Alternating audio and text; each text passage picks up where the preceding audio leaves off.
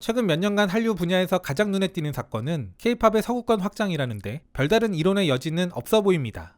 그 중심에는 방탄소년단, BTS가 있는데요. 세계적인 인기를 얻고 있음에도 별다른 구설수에 오르지 않고 바른 이미지를 잘 구축한 것이 놀랍기도 합니다. 그러나 딱 한 번, 한 국가에서 논란에 휩싸인 적이 있습니다. 바로 일본에서 있었던 광복절 티셔츠 논란입니다. 과거 BTS의 멤버 지민이 원폭 투하 장면이 인쇄된 광복절 기념 티셔츠를 입은 사진. 이것이 일본 언론에 공개된 것 때문이었는데요. 결국 이로 인해 TV 출연이 무산되는 등의 우여곡절을 겪었습니다. 그렇다면 일본 매체들은 이를 어떻게 바라볼까요? 우익 매체들의 논조를 여기서 다룰 필요는 없다는 생각입니다. 다만 현 정부에 대해 비교적 용감한 비판을 하고 다른 매체들에 비해 상식적 관점을 자주 보여주는 아사히는 어떨까요? 이들의 관점을 보면 꼭 BTS 이슈 외에도 일본 사회가 보는 한류와 한국에 대한 관점, 그 폭을 넓혀 이해하는 데 도움이 됩니다. 그래서 오늘은 아사히 신문이 운영하는 글로비 플러스라는 웹 매거진의 기사를 소개해드려 볼까 합니다. 기사의 작성자는 한국 대중문화 전문가인 나리카와 아야씨.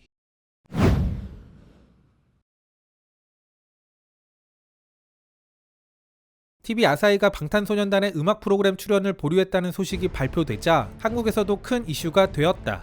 광복절 경축 자체는 피지배 국가로서 당연한 일이라고 생각한다. 하지만 광복절을 테마로 원폭의 이미지를 사용한 것은 너무 무신경했다. 일련의 사태는 징용공 손해배상 판결이 영향을 미쳤다는 지적도 있었다. 그러나 다른 한편으로는 원폭 이미지를 사용한 티셔츠의 착용은 적절하지 않다고 비난하는 목소리도 높아졌다. BTS 소속사는 공식 사이트를 통해 사과하고 주한 피폭자가 많이 거주하는 경남 합천을 방문해 직접 사과하기도 했다. 이 문제의 근저에는 한일 간의 8.15에 대한 인식차가 있다고 생각한다. 일본에서는 종전 기념일이지만 한국에서는 해방 기념일이다. 이 시기에 일본은 원폭 투하에 관한 많은 보도가 있는 반면 한국에서는 위안부, 징용 문제 등이 부각된다. 교육도 마찬가지다. 일본은 원폭에 대해 배울 기회가 많지만 식민 지배는 상대적으로 덜하다. 반대로 한국에서는 식민 지배를 자세히 배우지만 일본의 원폭 피해에 대해 생각할 기회는 적다. 방아쇠가 된 것은 크게 두 가지가 있다고 생각한다. 하나는 징용공 판결, 이로 인한 혐한 분위기의 확산 시기의 원폭 티셔츠는 간과하기 힘든 존재가 된 것은 아닐까. BTS는 과거 일본에서 앨범을 발매할 때 아키모토 야스시와 협업을 하려다 전격적으로 중단한 적이 있습니다. 그는 일본의 인기 그룹 AKB48을 런칭한 유명 프로듀서로 일본 아이돌계에 막강한 영향력을 미치는 거물입니다. 그가 우익인사라는 지적을 받은 것인데요. 그러나 기사는 그가 우익인사라는 건 오해라는 뉘앙스를 풍기며 그와의 협업이 무산된 게 논란을 증폭시켰다고 말합니다.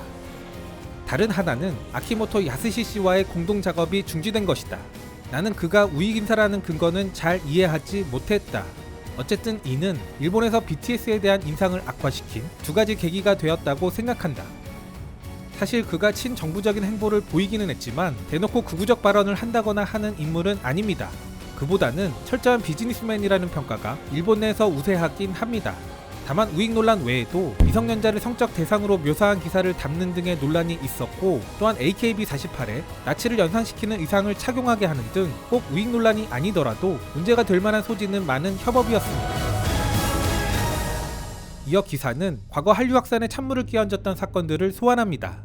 개인적으로 이런 지적들이 불편했던 이유는 이런 사례들을 가져오는 건 결국 한국 탓이라고 말하는 느낌을 받았기 때문입니다. 기억은 2012년 이명박 대통령의 다케시마 상륙이다. 당시는 홍백 가압전의 소녀시대, 가라, 동방신기가 출연할 정도로 일본에서 제2차 한류 붐이 고조되고 있었다. 하지만 혐한 분위기가 확산되며 K-팝 아티스트는 지상파 프로그램에서 사라져갔다. 그 이후 작년을 기점으로 제3차 한류 붐이라는 오래간만의 호황기가 다시 고조되고 있던 상황. 하지만 관련 업계 종사자들은 징용공 판결과 BTS 문제로 한숨을 쉬고 있다.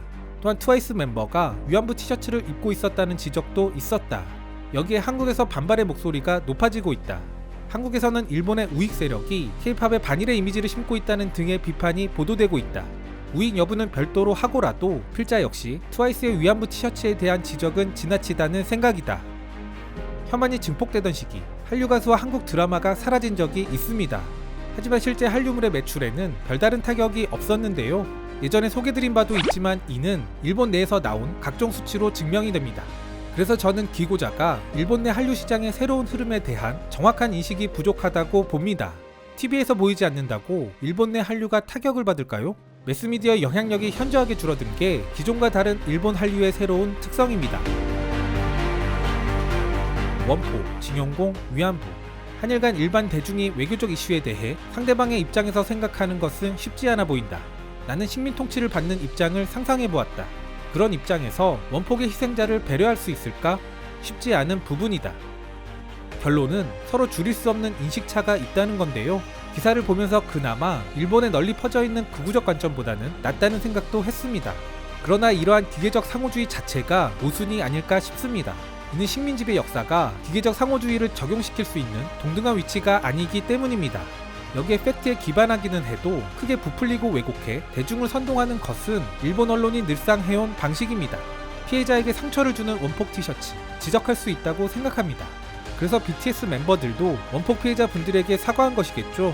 그런데 따지고 보면 결국 문제의 근원은 일본이 일으킨 전쟁 범죄가 아닐까요? 이 때문에 저는 이런 그들의 지적이 피해자 코스프레로 보입니다. 필자는 인식차를 지적했습니다. 하지만 이게 과연 인식차로 인한 문제일까? 진정한 문제는 과거에 대한 그들의 인식이 인류 보편에 한참 못 미치는 것, 이것이 아닐까? 마지막으로 개인적으로는 이것이 평균적인 일본인보다 좀 더 개방적 관점이라는 점도 안타까웠습니다.